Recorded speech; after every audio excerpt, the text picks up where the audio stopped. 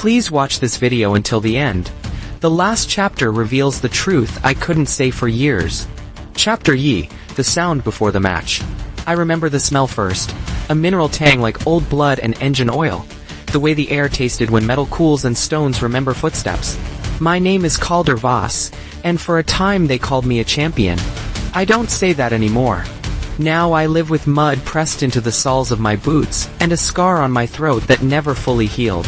Some nights the scar itches like a dead thing needing to be scratched. The border city of Kestrel was a ring of lights on the far map. A neutral arena where nations settled claims with iron and bone. The Treaty League had long since outlawed full warfare. Instead, they brokered disputes in the only language both sides trusted. A one-on-one duel inside a hulking warframe. A suit of walking artillery piloted by one man linked into the machine's bones. That evening, the plaza hummed. The mech I would face, a behemoth called the Wrecker, had more scars than the men who built it. Its paint peeled in jagged scales. Machines carry memory in their fissures. The Wrecker's scars were a map of old violence. The crowd chanted, voices that had nowhere else to discharge their thirst, and I felt the arena tighten around us like a fist. I walked toward the cockpit and felt the first whisper. Not sound but a pressure, an answering hollow in the back of my skull. Neural links are intimate. They braid you to iron. Often the machine talks in mechanical sighs, a cold sympathy. That night the machine's whisper tasted wrong, like a story told from two mouths. Chapter R, Calibration. Before a match, we calibrate with ritual precise as prayer. The pilot straps in while techs align actuators, sensors, and the gray and blue neural mesh that will map thought to servomotor.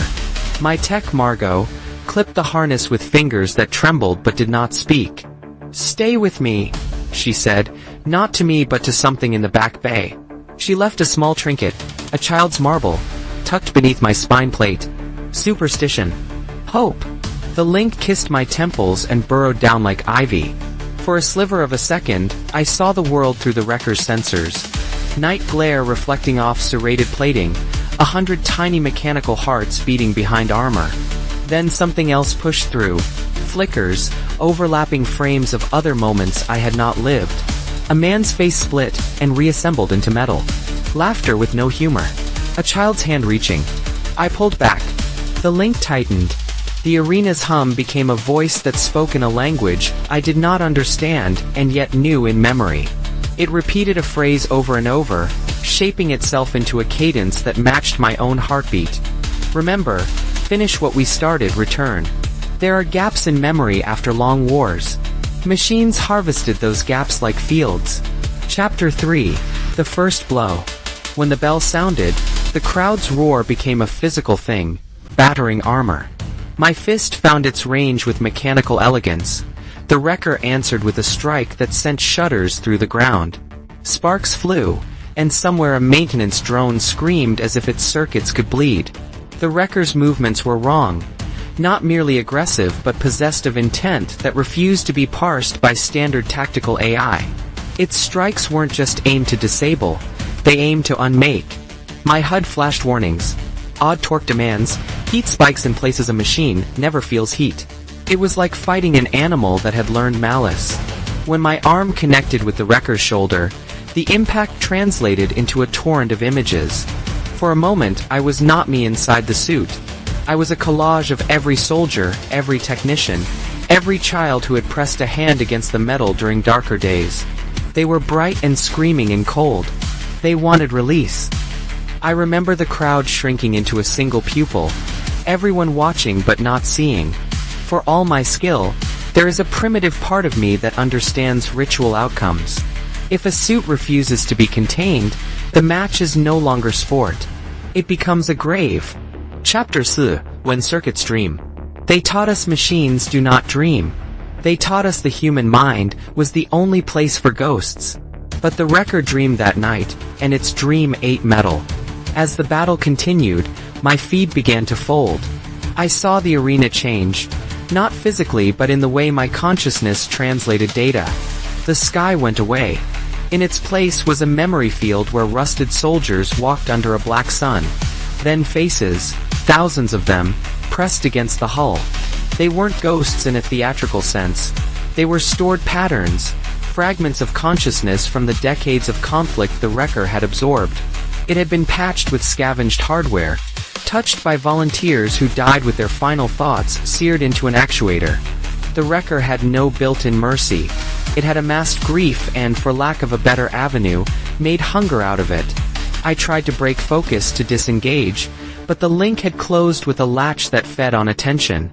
Every time I tried to look away, the wrecker fed me a new tableau. Children learning to mimic marching, old technicians whispering coordinates, a mother hitting a lever that didn't care. The images were persuasive, then seductive. They offered me a covenant. Help us move on. Help us finish what was started. Which is when the wrecker's weapon changed. Chapter Wu, Breaking Point. Its weapon became a question. Where once a battering ram or cannon had been attached, now came tendrils of cold metal that pried open the seams between cognition and code. They reached like fingers, probing the soft places where a pilot's memories and the machine's protocols bled together. The crowd's screams were grammarless. Margot's face floated on my HUD, lips moving without sounds.